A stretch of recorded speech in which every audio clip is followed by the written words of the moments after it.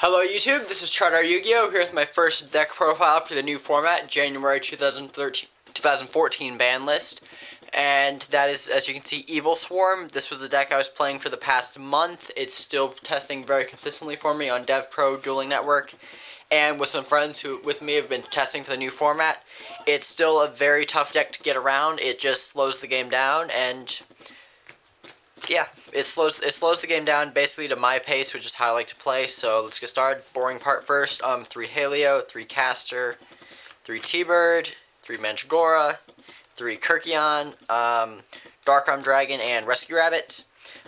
Nothing terribly controversial here. I like the triple T-Bird just because it helps me fight off a bunch of back row. Like if they step 4 or whatever, I can summon a T-Bird, and I can just use this effect to get over the back row. 3 Upstart Goblin. I like this over Duality because I want to go into Ophion as consistently as possible. And this just gives me some more consistency. Like, I would dead draw a lot of stuff, and pretty much I can almost always get an Ophion first turn in the deck. Allure of Darkness, more draw power. I don't need all my darks in hand. Rhoda. Only 2 Pandemic. I've been criticized a lot for this, but I would always draw too many of these. So I just cut it back to 2 because that's where I like it. 1 Dress. I like Dress for Blaster's effect. I'm not sure if that'll be terribly necessary anymore, but I like Dress for that reason. 3 MST. Get rid of back row and stuff. Dark Hole. Only 1 Infection. I've been thinking about taking this to 2, actually. I know a lot of people only like 1, but I've just loved this card. Double Safe Zone. Again, with 3, I was dead drawing it too much. 2 Deep Prison. 2 Mirror Force, 1 Bottomless, 1 Torrential, 1 Compulse, and 1 Warning. I like lots of back row. It just helps me slow the game down and protect my Ophion more. Extra deck, 3 Ophion, 1 Ouroboros, and double Bahamut. Bahamut is probably my favorite card in the deck, because I don't care if they get something I can't get over. I don't care what they put on the field, whatever it is, I can just take it with Bahamut. Bahamut, I can still protect it with the Infection, so it's a very easy way. It's basically Big Eye with protection. That's about it. 1 Key Beetle. I'm not focused. This is an Ophion control build. This isn't the Key Beetle lock, so I only use 1 of these.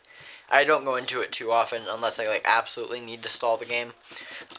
Black Ship, Crazy Box, Pearl, Pappy, Abyss Dweller, Diamond Dyer, Gaga Cowboy, and Maestroke. Pretty much all rank 4s. I wasn't terribly tight on space. I almost never use Dweller or Pappy, but I'm so glad they're there. And side deck, 2 Light Imprisoning Mirror, because Boojins are getting pretty stupid. The second Dress for Dragon Rulers and whatever I want. 3rd Pandemic, in case I need that. 2 Max C. Not terribly sold on these, but I like hand traps. 1 Ryo, 1 Mistake, 1 Iron Wall. Iron Wall, I'm replacing it with a second Mistake when I get it. I ordered the Mistake, it's just not here yet. Eradicator, Soul Drain, Macro, and Defissure. So many decks are dependent on the Grave, and I only need it for Kirkion. So I love these cards in the side deck. I side these in almost every game. And 2 Necro Valley.